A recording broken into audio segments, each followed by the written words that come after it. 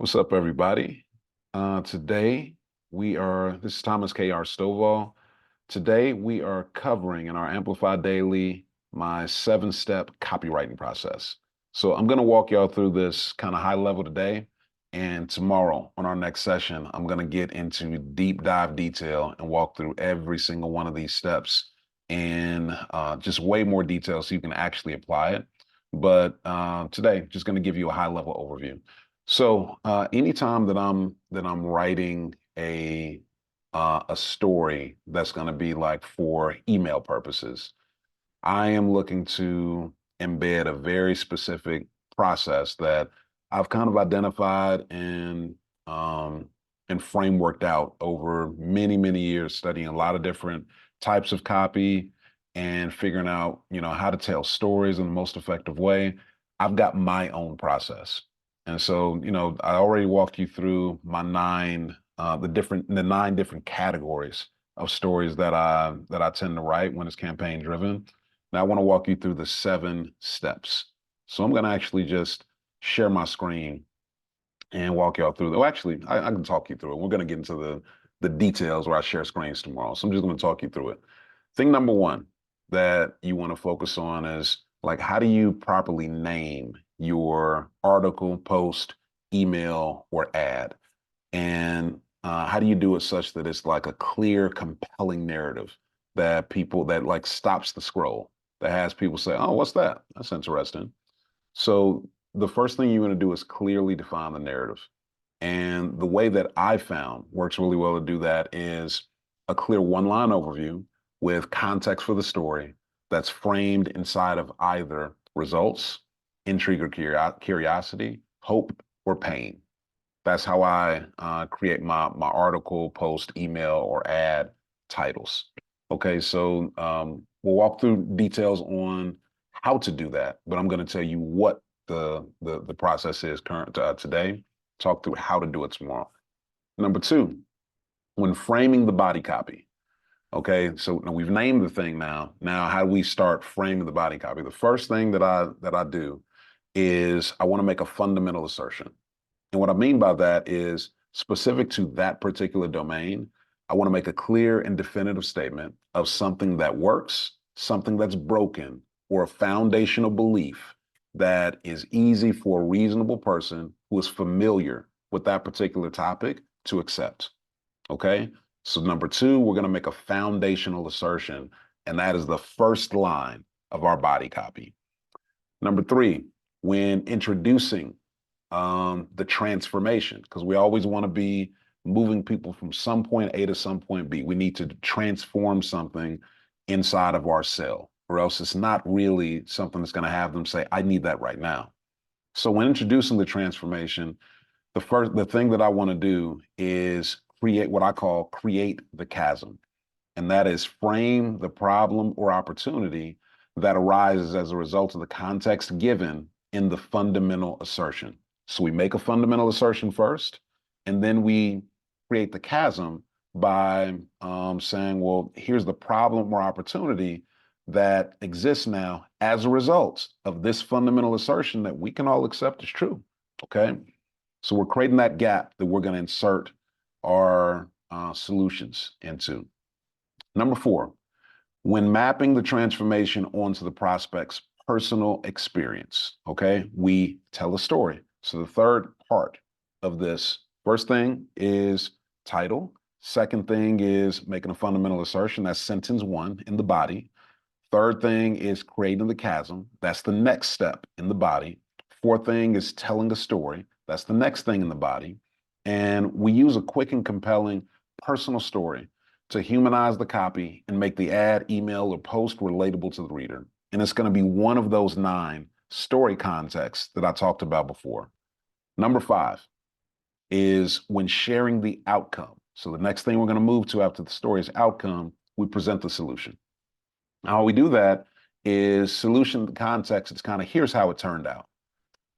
In vivid detail, share how the content framework, and design of this solution provides readers with the new insights or skills they need to predictably solve the stated problem or deepen their ability to take advantage of the stated opportunity. Okay. Number 6, the next thing we cover in the body copy is framing. When framing the opportunity, set a boundary.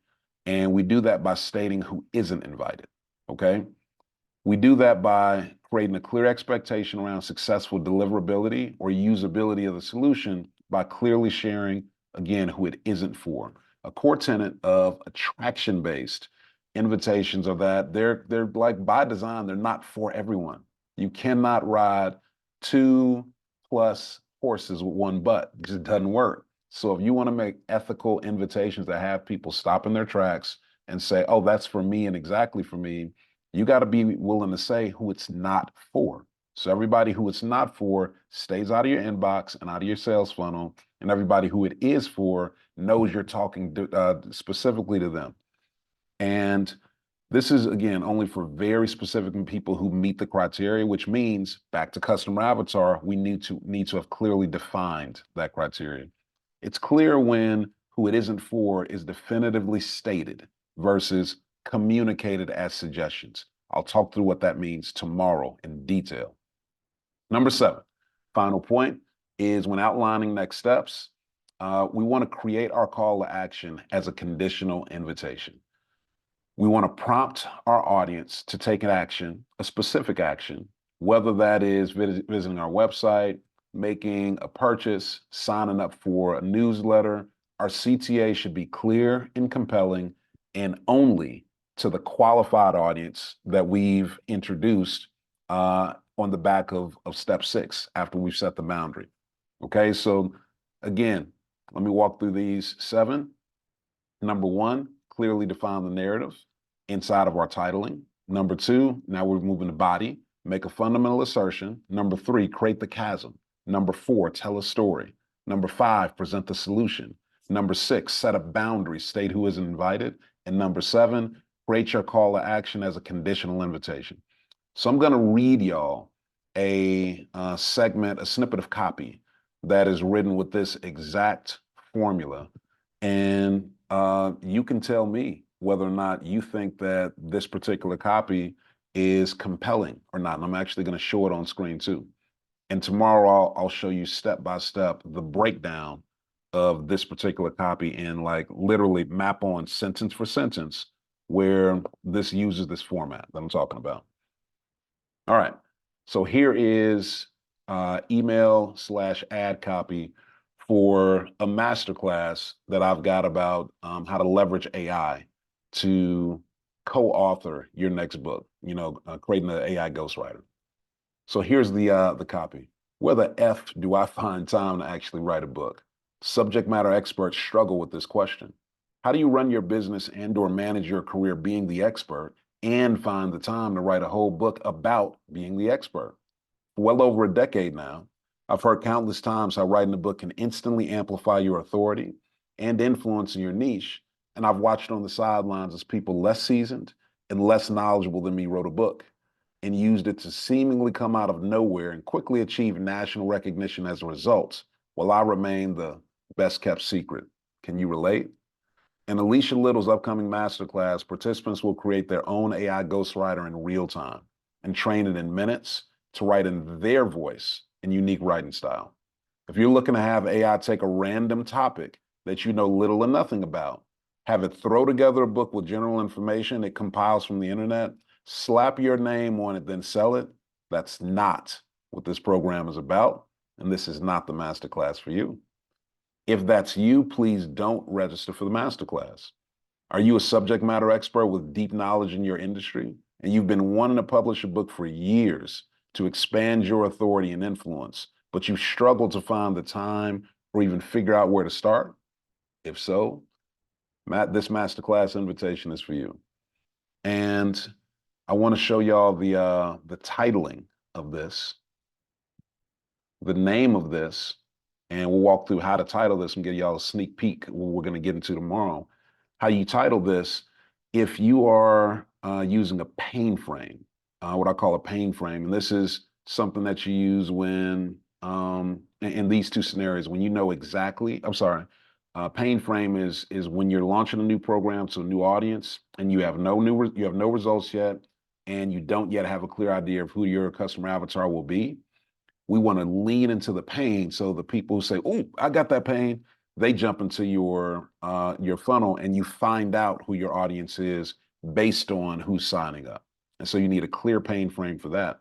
But you can use a results format in your titling when you know exactly who your customer avatar is. You've identified and articulated the exact pain of your customer avatar, and you already have specific objective results in this domain that immediately grab attention for people exactly like them.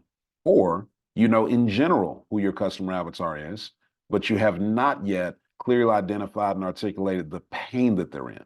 Okay.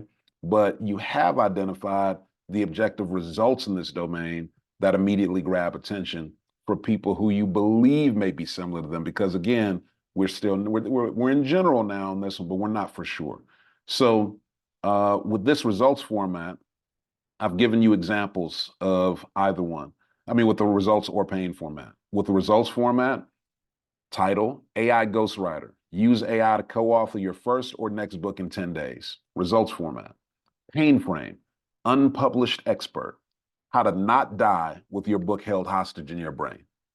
One is pain, one is results. But that's step one of that 7-step process. I'm going to walk through in detail the rest of the 6 steps to show you exactly how to create compelling, vivid copy that snatches people's eyeballs off the feed and has them stop and pay attention. Hopefully this is valuable for y'all today, and we will get back into it tomorrow. Y'all have a blessed day.